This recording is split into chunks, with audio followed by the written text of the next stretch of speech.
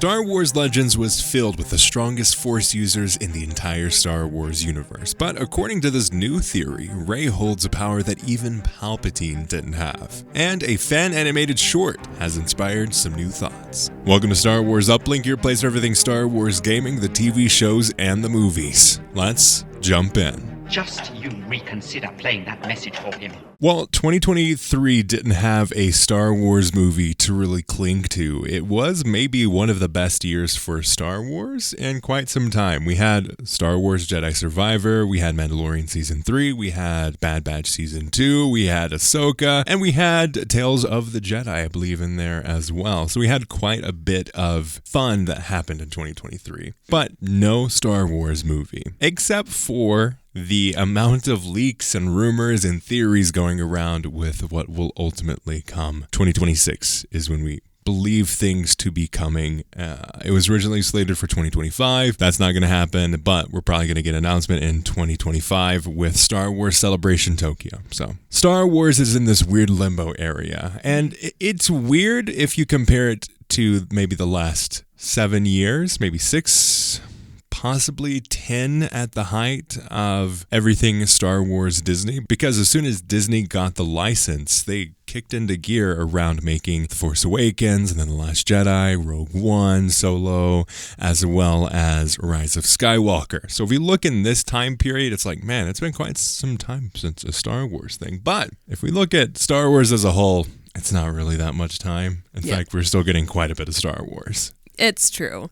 And we're getting a lot of new characters to, I don't want to say play with, but they're all getting to play with. Yes. Rally around, rally behind, have discussions for. But I think something that was very interesting when we look at the sequel trilogy, there was a variety of thoughts had around the sequel trilogy of movies, to it's basically a remake, to this isn't Star Wars, to that's just really messy. Then we had Rogue One and Solo in there. That was like they're trying to do different things but still keep the Star Wars feel. But I think they were pretty successful with that. So if we look at this whole space of Star Wars, it's very fascinating to look at from a fan perspective and just try to like get in the minds of the decision makers behind the scenes on like what is actually happening. But when we look at Rey in the sequel trilogy, she was created and sparked as the next Luke, as the new hero for the Star Wars movies. While we did have the Skywalker represented in terms of Kylo Ren, we had Rey taking up the mantle of Skywalker. We've had many discussions about Rey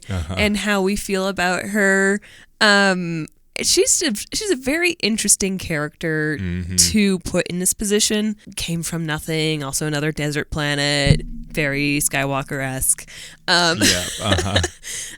Grows into this very formidable Jedi without much official Jedi training. Yeah. Wants to become the Jedi. Yeah, something more. Re-spark the Jedi. But everything seems to get in her way as far as like not being able to have the true Jedi experience. Yes. So very interesting character. And I guess we're going to get the movie that's coming out next is going to be around her-ish. She's going to be like the backbone of the movie, but more than likely not the focus. She is going to be the Luke role. Right. But not Luke in the original trilogy. Luke more so in the time between the original trilogy and the sequels. This idea of a character who's trying to rebuild the Jedi Order and learn from the past, but as we see in the sequels and the repercussions of his actions and what we see, honestly, in Book of Boba Fett, when we see the whole thing with him and Grogu, he's not taking the failings of the Jedi of the past and learning from them. He's replicating a lot of their mistakes. So hopefully we see what Rey's movie will be is the next step. Like, what does it look like for her to go back to the original Jedi texts, to talk to Luke, to see his failings as a Jedi and look at the past failings of the Jedi and move forward. I think that's all what we wanted to see from Luke. And that's why many did not like the portrayal of Luke, specifically in The Last Jedi. Yeah. I think it was fine, but I think it wasn't what a lot of people wanted to see. Yeah, I would agree. It's kind of a shame that we're not getting Rey as the main character, in my opinion. I feel like she's already kind of in this elusive, not even really main character role in this trilogy to begin with. It was really hard because I feel like they tried to set her up as a really strong main character, but they made a lot of the mistakes that men writing women in most media do, which is they give her too much power in certain areas and then too little power in others, where it's not balanced. Like, she may have tons of physical or combat strength, but is lacking in these others. Like, most of the time when men write women in fiction or movies or TV show, whatever you have, there's this idea of making them either more like a man in terms of their story arc, or replicating or mirroring that experience. Like, they may have, like, where a man may be physically powerful and lacking some of the, like, I don't know, emotion side of things that he gains through the arc. A lot of the times there's a flip of it. But I feel like Rey as a character is more standard in, like, that you could have Rey as a dude. Yep. And that would be the same story. Yeah, there would be absolutely no change. And that, I think that's where some of the failings of Rey as a character is. She's so powerful in one area, but so weak in the other, where it doesn't really feel natural or normal. And I think that's where we get to some of the struggles of Rey as a character. But like you, I do wish we could see more of her in the learning elements to, I don't want to say justify her character, but, like, add some flavor and some texture to her character that they failed to do in that prequel trilogy. Yeah, sequel trilogy. The sequel trilogy gave her this very rough and tumble growth of, like, okay, so her powers just get better. That was pretty much all the growth that we saw. Yada yada. Okay. Yeah. Go fetch this. Go fetch this. Go fetch this. Find the thing. You're a better Jedi now. It's like, okay, whoa. But we need the character growth. Exactly, like, we want the betterment of character, not betterment of skills. Yeah. So I feel like this could be an opportunity to see her. Now, I guess it's going to be kind of into the future where she's 15 years after Rise of Skywalker. Yeah, so she's already going to have this established, and I feel like we could have seen actual growth out of her to be like, to putting those foundations down and then creating this whole new school, pretty much. It would have been really interesting. I think it'll be okay that we don't get that, but now she's just going to be the mentor instead of the protagonist. Which I think it's going to be interesting to see her as a character who was set up as this role of the next generation of Star Wars. Like, the structure of Star Wars was set around her as the main character. It's going to be interesting to see her take that journey to mentor, because we haven't seen that in Star Wars at all, honestly, because Obiwan maybe was the closest thing to where he was the Padawan and then he became the teacher for Anakin, but we saw how that went. Luke, on the other hand, we didn't see the transition of the mentorship. We just see flashbacks of it, and we see pieces of it in some of the TV shows. So this is going to be the first time that we've seen a character throughout their whole journey get into that mentorship role. So I think that's going to be fascinating to see. Yeah, that'll be really interesting. And I'm excited from that perspective, too, to see what we go toward. And the theory that we mentioned at the beginning of the episode is around Rey and this new type of Jedi. So according to this theory, Rey is going to have a new strength that will make her very interesting from a plot perspective in the new movie. She's going to have, obviously we saw the Force dyad thing and the Force healing that definitely goes back to this idea of Darth Plagueis and teaching someone to save someone else from death. But how she had it portrayed in the movie was that she would use some of her energy to almost like if you had one full charge battery and a dead battery, you kind of split the charge in between both of them and you have like two half empty batteries. Right. And then that's kind of how it just kept on going until there was only one battery able to be sustained, and that was Rey. They had the loss of energy in between there. But this theory is around this idea that Rey's going to be introduced as this new kind of Jedi. Her new Jedi Order is going to be different from what we've seen in any of the Star Wars medium before. Because we see references to this of her going back to the original texts and the discussion between Luke and Rey about how they're totally riveting. Like, they're exactly what you need to know. When it's being sarcastic here, they're very dry. They are less applicable to the modern day in terms of how they wanted to learn. But she was doing a lot of practice in between The Last Jedi and The Rise of Skywalker, and that showed in her ability to wield the Force. Mm-hmm. So there's this idea that she is going to have some kind of strength, energy, force power, anything like that she can utilize in this movie that will make her even more impactful than she was in the sequel trilogy. I saw this one article that had the idea around possibly having something that even Palpatine would envy, and that I don't know what that would actually take place as, but maybe it's this idea that whatever the new big bad villain type role is in this new movie, it's going to have repercussions and callbacks to whatever was previous in Star Wars. Previous as in... Everything. Oh, everything. Probably all the way back to the prequels. If you look at the height of Palpatine in terms of like his manipulation and utilizing the Force to hide his strength, to the original trilogy, the height of his strength, to the fall of Palpatine.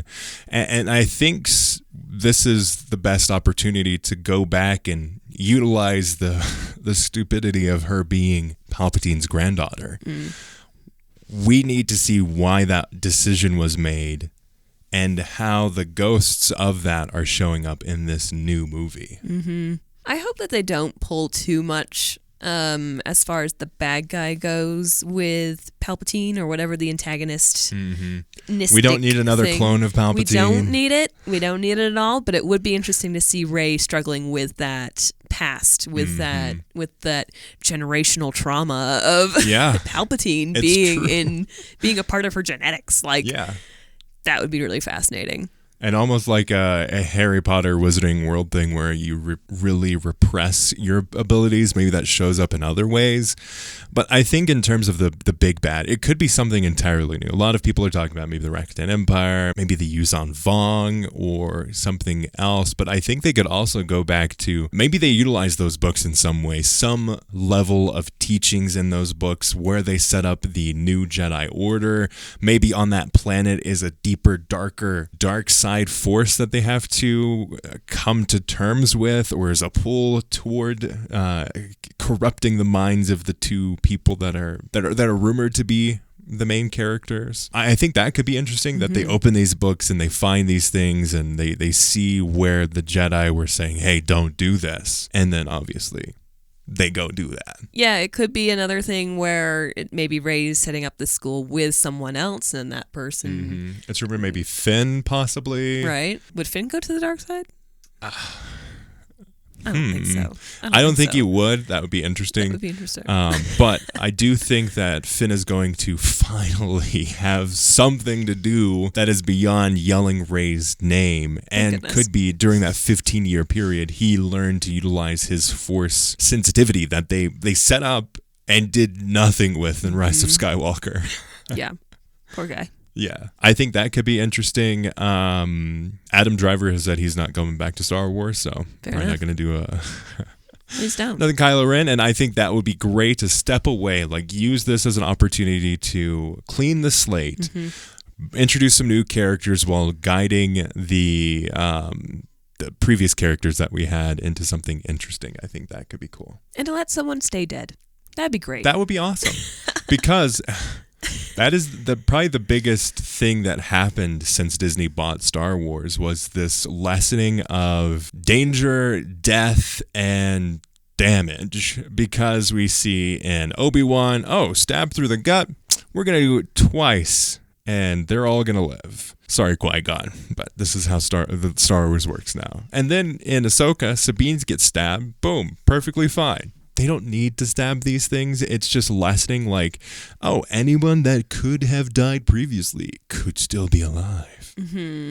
Like, I wouldn't be surprised if freaking Qui-Gon Jinn comes back at this point. Gosh. We've already seen his Force ghost, so probably not. But he could have survived. Yeah. He was just weak. Oh, no.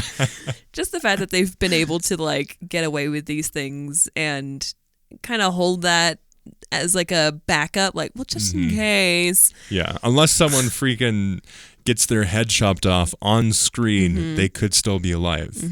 I mean, Cobb Vanth is probably still alive. Yeah. Oh, yeah, he's definitely still alive. Yeah, we saw him in the tank. Yeah. He's still alive. Did the blue guy really die? I don't know. Cad Bane, yeah. Cad Bane. Did he? He's probably not dead. He had that little thing beeping on his chest. That's probably means he's still alive somehow, somewhere. So yeah, there's that thing. But this idea and this theory is around Rey possibly having something that she learned from those books be the next kickoff of whatever the next movie is going to be. And I think that's exciting. I almost wonder if this is going to tie in with the show about like the beginning of the Jedi. Or I wonder if they're the movie gonna Dawn of the Jedi. Yeah, I wonder if they're going to like make kind of a little tie-in with that to be like these books are from that time, and maybe she'll be learning something that they knew. That'd be interesting. I would love to see that.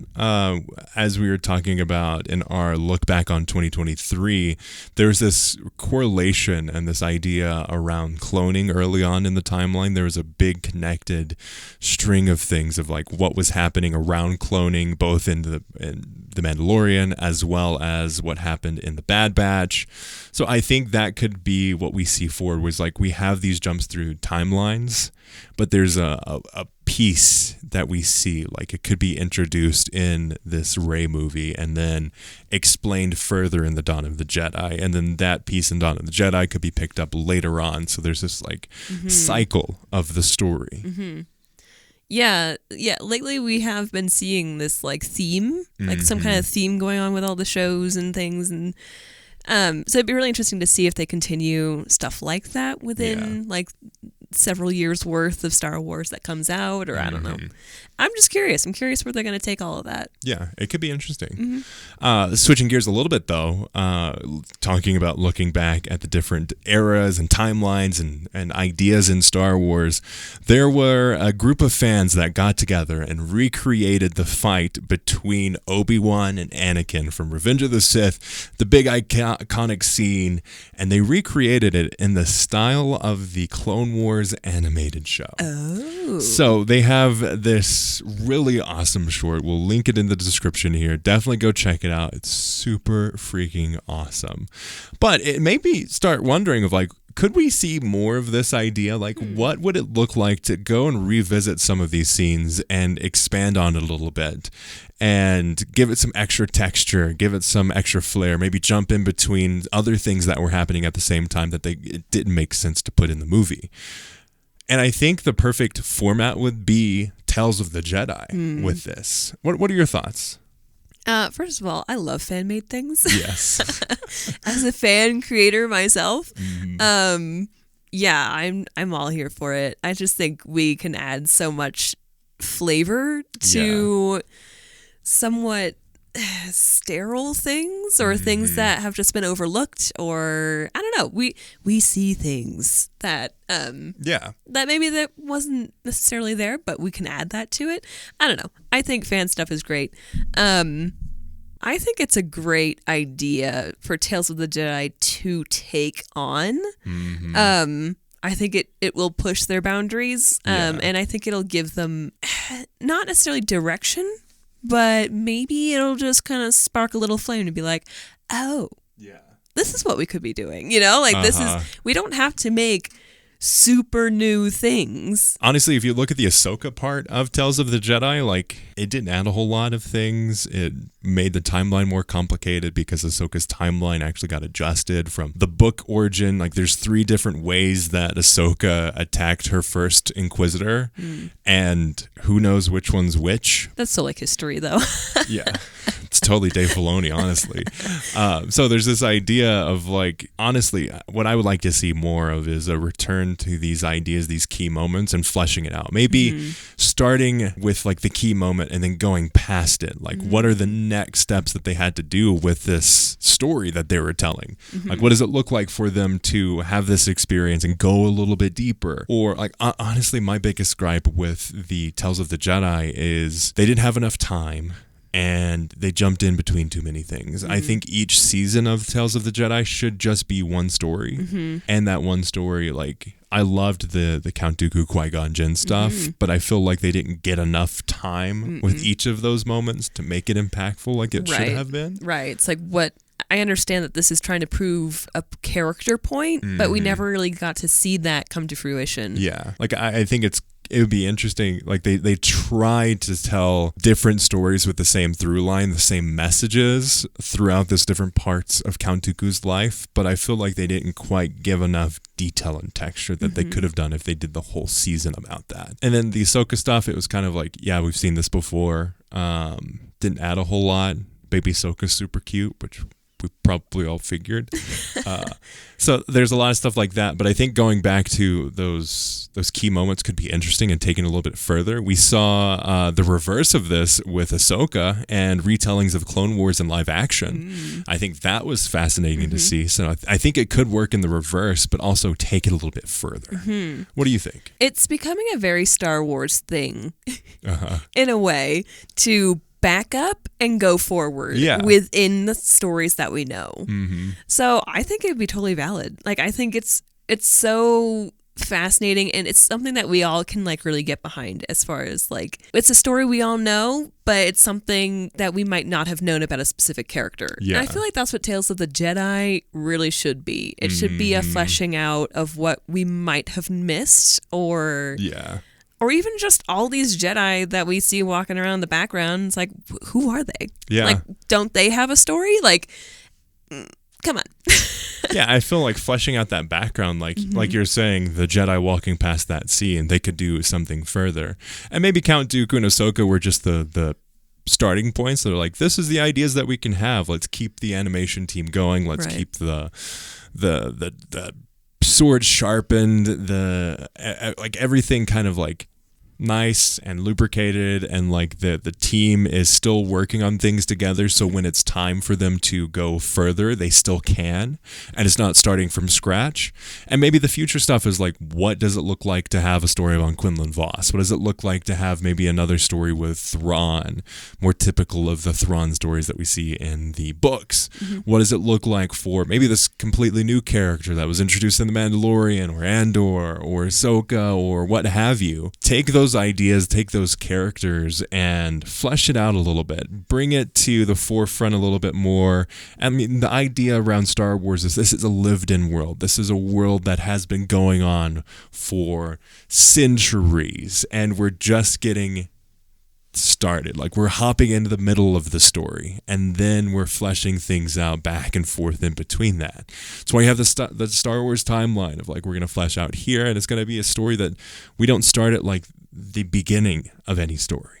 We start with the story already going. I almost want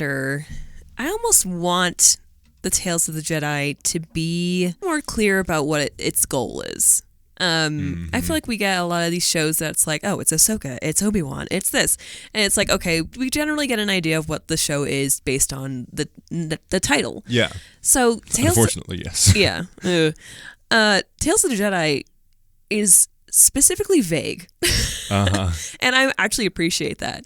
But I think it would be cool if this is like, could Tales of the Jedi become something more like the fables that Jedi would tell the Padawans? Like, is that what this is? Like, is this just like, what is this? It doesn't have to be real. It could be fiction, but it's still the tales of the Jedi, you know? Like, it's like Star Wars Visions. Right. But like, it just needs canon. Yeah, it'd be really cool just to see it become more of a playground for Star if it's going to be a Wars. playground, make it a playground. Right. Let them do some crazy stuff. Let them take the characters in interesting directions. Don't just, I know it's stepping back from this whole idea that sparked it of like, could we see more key moments told in animation style?